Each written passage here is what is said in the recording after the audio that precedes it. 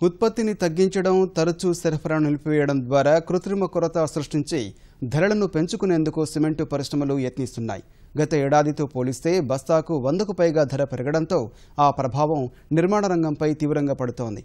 సొంతింటిని నిర్మించుకోవాలన్న మధ్యతరగతి ప్రజల కలలు కలగానే ఉండిపోతున్నాయి. 1000 చదరపు అడుగుల విస్తీర్ణం కలిగిన ఇంటిని నిర్మించుకోవాలంటే పెరిగిన ధరలతో 1,50,000 నుంచి 2 లక్షల వరకు అదనపు భారం మోయాల్సి వస్తోంది.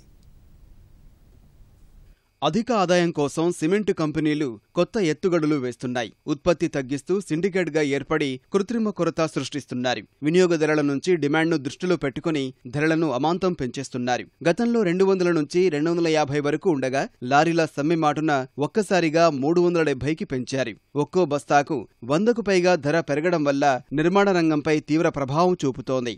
ధరల పెరుగుదలతో మధ్యతరగతి సొంతింటి కల కలగానే మిగిలిపోతోంది. ఏప్రిల్, మే నెలల్లో ఉన్న ఫలంగా బస్తా సిమెంటు ధర పెంచగా అమ్మకాలపై ప్రభావం పడింది. రోజువారీగా అమ్మకాలు పడిపోవడంతో 2-3 రోజుల్లోనే బస్తాపై 20 నుంచి 30 రూపాయల వరకు తగ్గించారు. నిర్మాణ రంగం జోరందుకోవడంతో ధరలు పెంచారు. ధరల్లో మార్పులు వస్తుండడం వల్ల వినియోగదారుల నుంచి తీవ్ర వ్యతిరేకత వస్తోందని డీలర్లు చెబుతున్నారు. పెరిగిన మాట వాస్తవమే. కంపెనీ వాళ్ళు చెప్పిన దాన్ని బట్టి, మాకు ఇచ్చిన దాన్ని బట్టి మేము అమ్ముతుంటాం. వేరే కంపెనీలు 260 నుంచి 320, 330 వరకు ఇవాళ ఉన్నవి.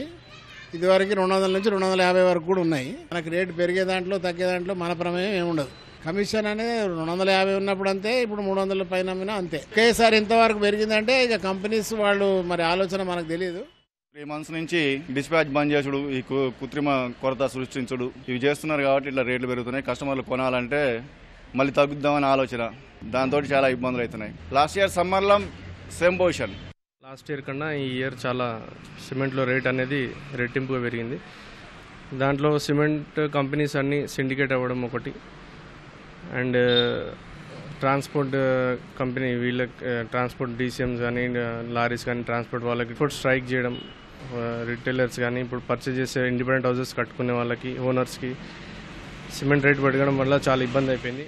గతేడాది ఇదే పరిస్థితి ఏర్పడితే ప్రభుత్వం దృష్టికి తీసుకువెళ్లగా సిమెంటు కంపెనీలు వెనక్కి తగ్గాయని నిర్మాణ రంగం ప్రతినిధులు చెబుతున్నారు. పెరిగిన సిమెంటు ధరలతో నిర్మాణ రంగంపై తీవ్ర ప్రభావం చూపుతోందని అంటున్నారు.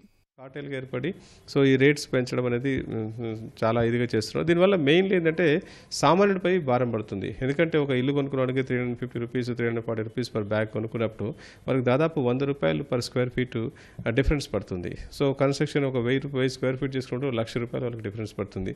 అదే డెవలపర్స్కి వచ్చేసరికి డెవలప్మెంట్ రేషియో తీసుకున్నప్పుడు 40 నుంచి 50% వరకు డెవలప్మెంట్ రేషియో, అది 150 రూపాయల నుంచి సమ్ టైమ్స్ ఈవెన్ మోర్ కూడా కావడానికి ఆస్కారం ఉంది. సో ఇది అల్టిమేట్ ఎండ్ యూజర్కే సిమెంట్ భారం అంటే అధిక రేట్ల వల్ల ఎండ్ యూజర్కే డిఫరెన్స్ పడుతుంది. కాబట్టి మ్యానుఫ్యాక్చరర్స్ వన్స్ అగైన్ రీథింక్ చేసేసి క్రెడిట్ తరఫున ఆల్రెడీ ప్రభుత్వం నోటీస్ తీసుకోవడం జరిగింది, రిప్రజెంటేషన్ ఇవ్వడం జరిగింది. సో డెఫినెట్గా వీఆర్ ఎక్స్పెక్టింగ్ సమ్ యాక్షన్స్. మరోసారి ధరలను పెంచేందుకు సిమెంటు పరిశ్రమలు రంగం సిద్ధం చేసుకుంటున్నట్లు తెలుస్తోంది. అందులో భాగంగానే 2 రోజులుగా సరఫరాను నిలిపివేస్తున్నట్లు సమాచారం.